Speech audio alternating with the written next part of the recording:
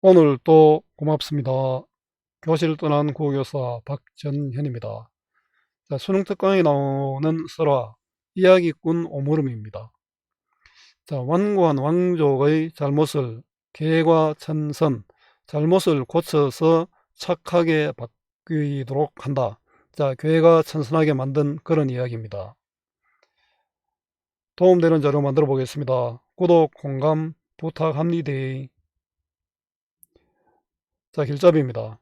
완고한 왕족의 잘못을 풍자하여 개과천선하게 만든 이야기, 뛰어난 이야기꾼 오물음의 재치, 작자 미상의 설화, 이야기꾼 오물음 해석.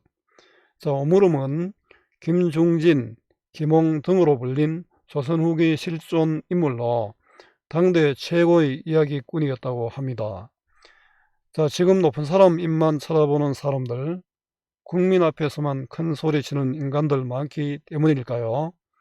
왕실 어르신 앞에서 그의 잘못을 지적하는 이야기를 한 그 배짱이 부럽고, 이동지 이야기를 듣고 자신의 잘못을 고친 왕실 어르신도 보기 좋습니다. 자, 함께 읽으면 좋은 작품 이야기 주머니가 있습니다. 국어 공부 잘 하는 법입니다. 국어는 외우는 것이 아니라 원리를 이해하는 것입니다.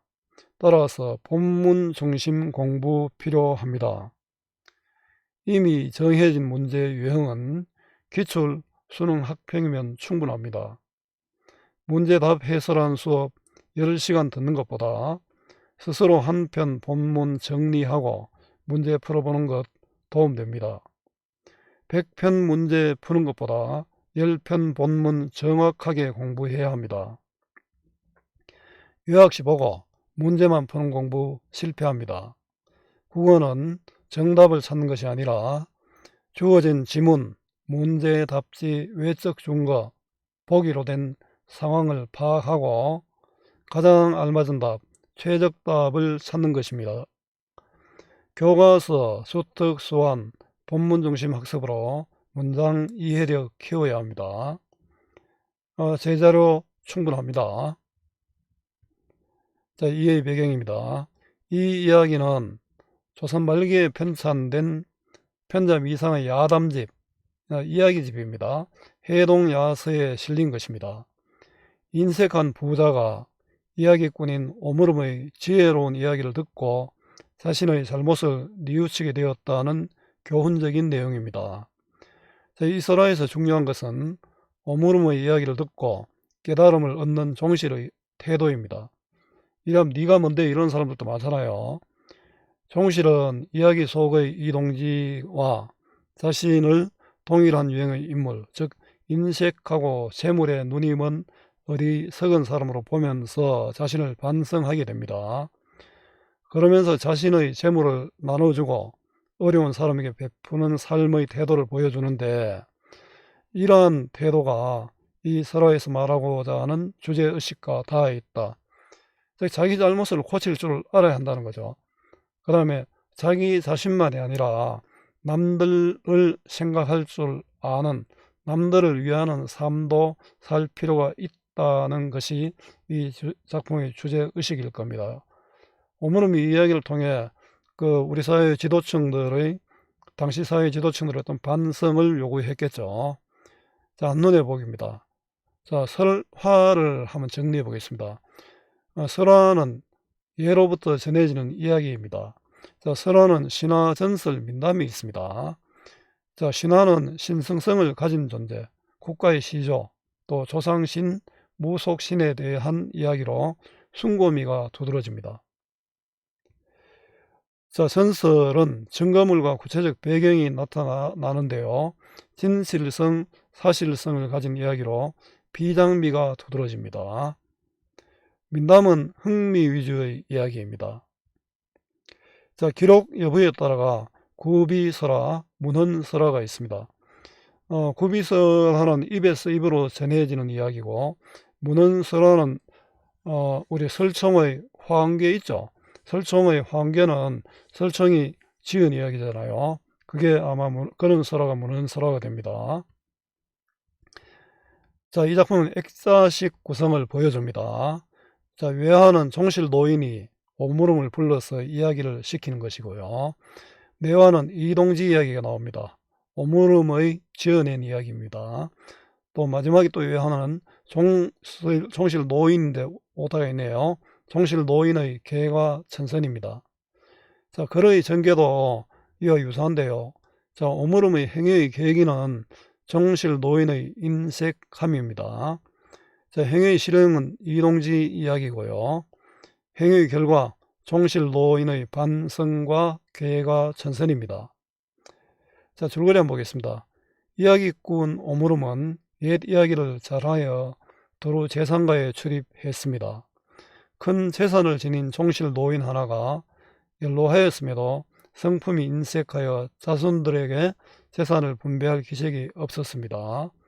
그 종실 노인이 오물음을 불러 이야기를 청하자 오물음은 이야기 하나를 꾸며내어 들려주었는데, 이야기의 내용인즉 인색한 삶을 살면서 이승에서 막대한 재산을 축적한 어떤 사람이 이동지입니다.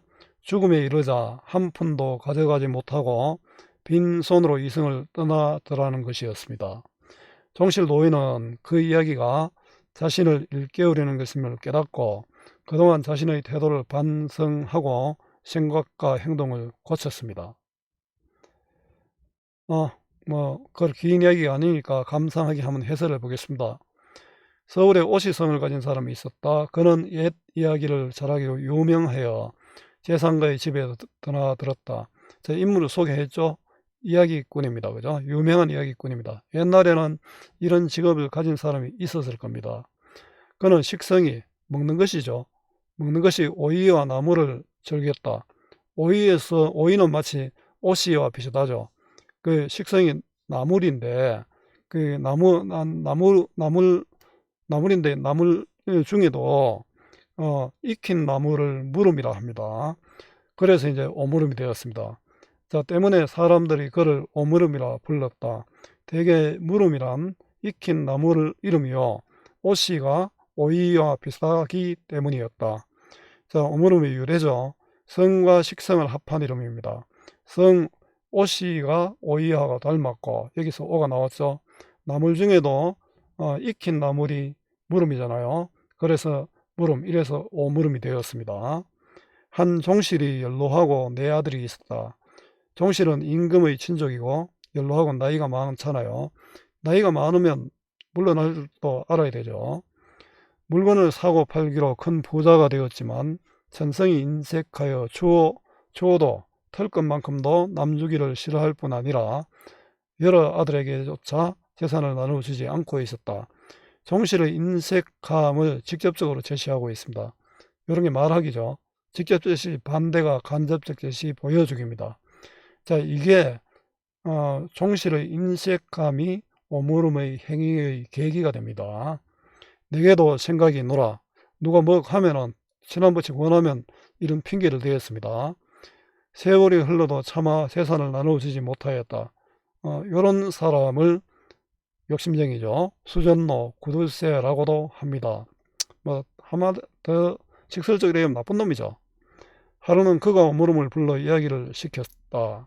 오물음이 마음속에 한 꾀를 내어 옛 이야기를 지어서 했다. 이 꾀는 어떤 꾀겠습니까?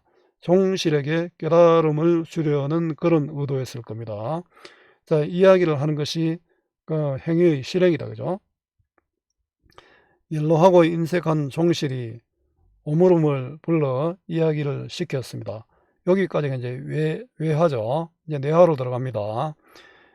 장안갑부에 이동지라는 이가 있었습니다. 이분이 부귀 장수하고 아들을 많이 낳아서 사람들이 늘 상팔자라고 불렀습니다.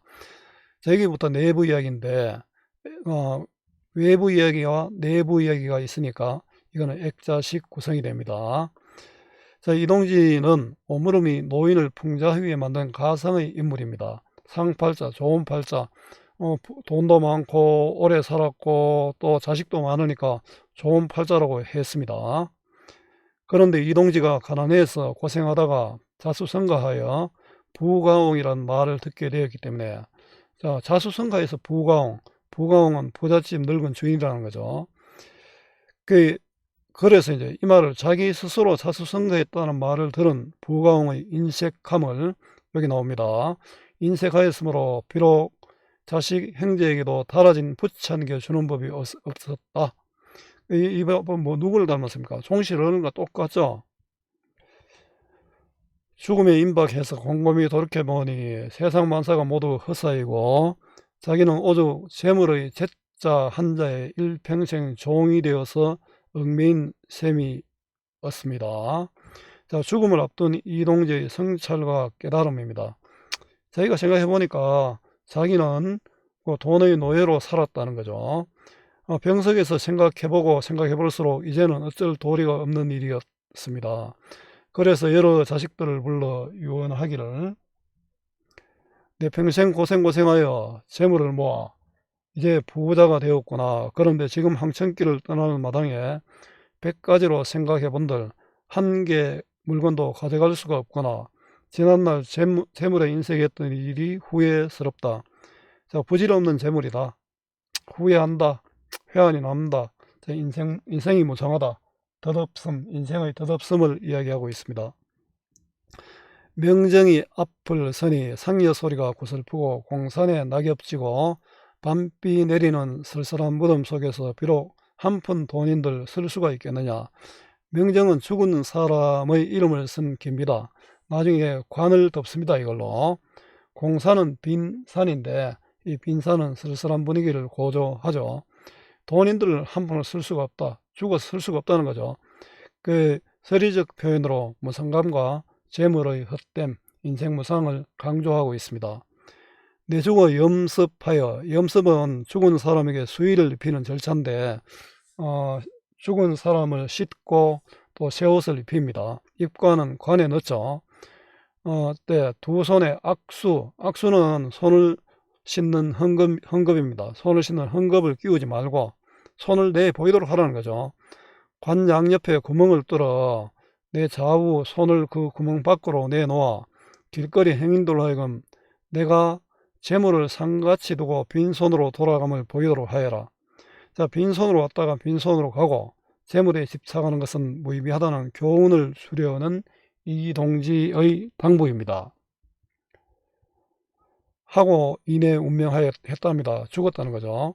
이동지가 죽은 후에 자식들이 감히 유언을 어기지 못하고 그대로 시행했답니다.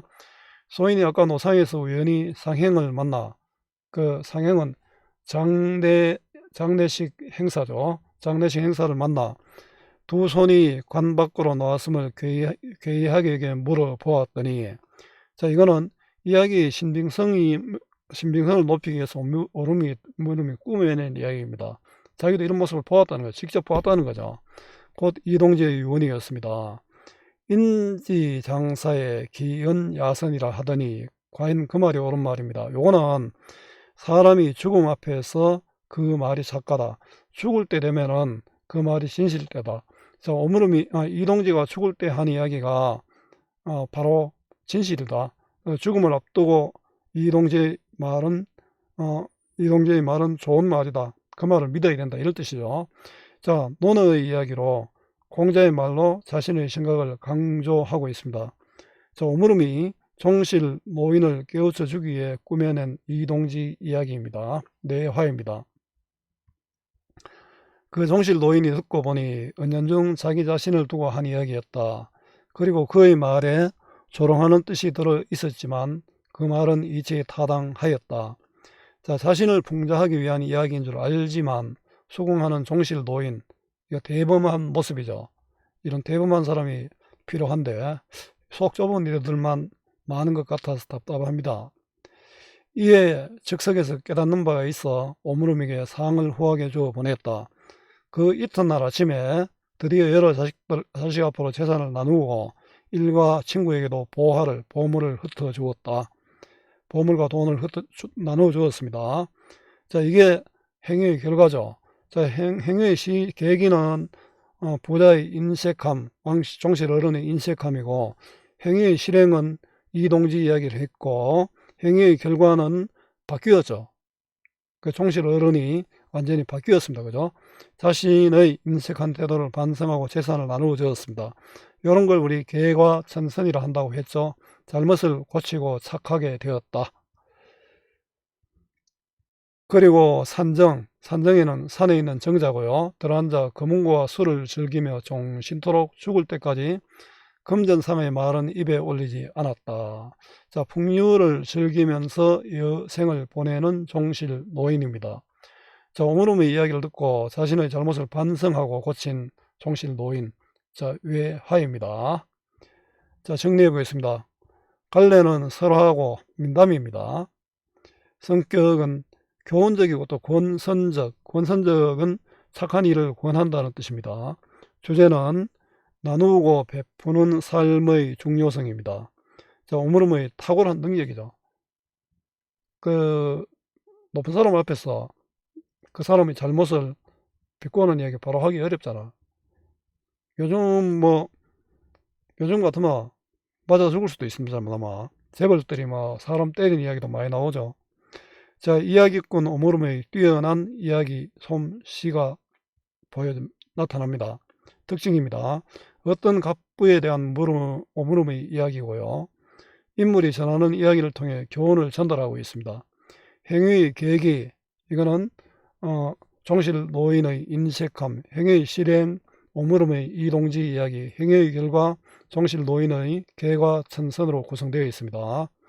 내화 이동지 이야기와 외화, 종실 어른 이야기로 이루어진 액자식 구성을 보여줍니다. 구체적인 인물의 행적을 통해 주제의식을 드러내고 있습니다.